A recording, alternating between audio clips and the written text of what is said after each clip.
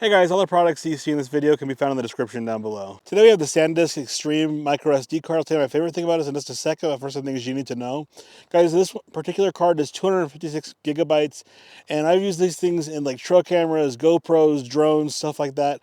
256 gigabytes is a great amount of memory, whether you're in 4K or 1080p. You can go up to 512 on the same kind of a card. It's just a great piece of equipment. The read speed on this is at 190 megabytes a second. The write speed's 130 megabytes a second. So if you're not doing like 8K or something crazy, this will be fine for 4K. At least it has been for me. I love the quality of these cards. I've never had one fail on me. Super good quality, super good write and read speeds. Works great on my computer. This one does come with a SD card adapter that works great as well.